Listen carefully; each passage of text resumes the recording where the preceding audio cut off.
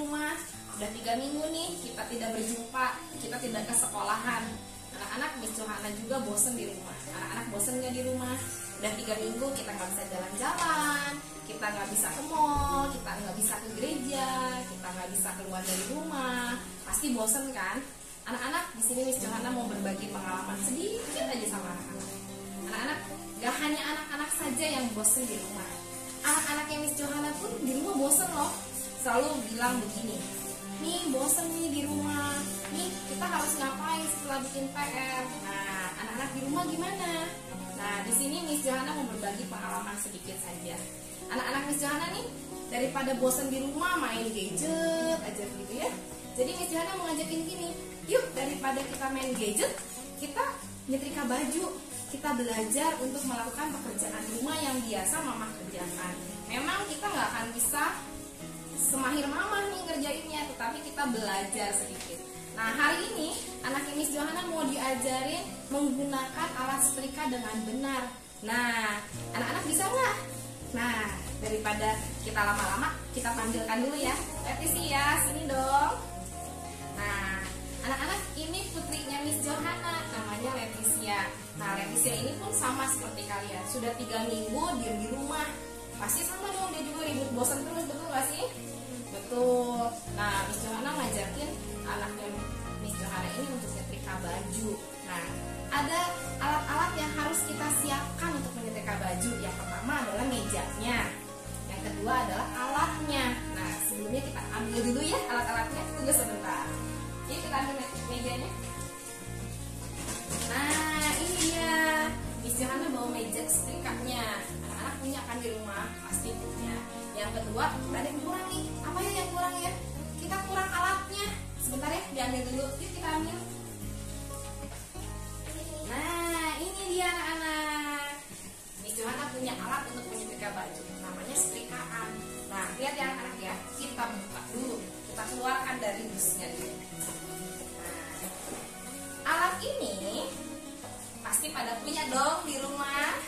Siapa yang gak punya? Pasti punya, gak mungkin gak punya. Anak-anak, ini namanya alat untuk menyetrika baju.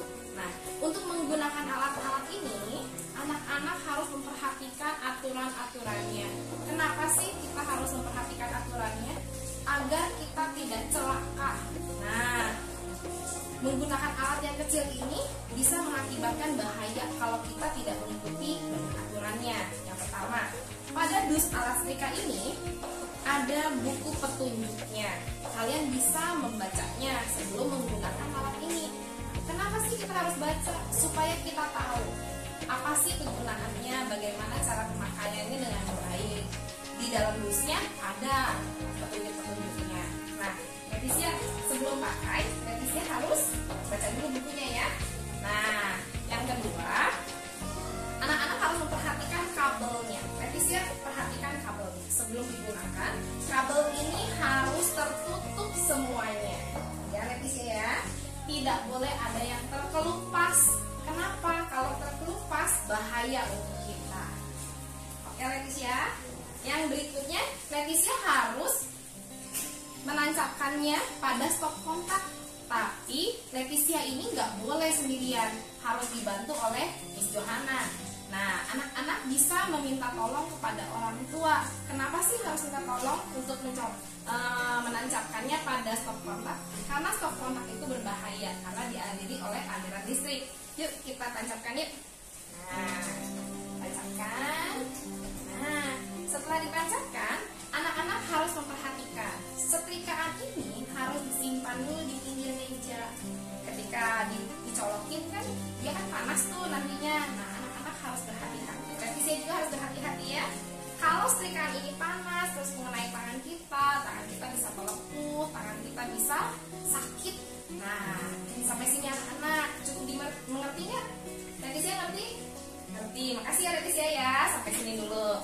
Anak-anak, untuk memperhatikan aturan-aturan yang berlaku, di tematik 2H ini ada aturan untuk menggunakan alat elektronik. Anak-anak bisa membacanya di buku tematik 2H halaman 4. Nah, sebelum kalian membaca, kalian buka dulu bukunya, perhatikan dulu aturan-aturan yang berlakunya. Nah, sampai sini penjelasan Miss Johana anak-anak bisa mengerti? Nanti kita kembali lagi di topik yang berikutnya. Salam.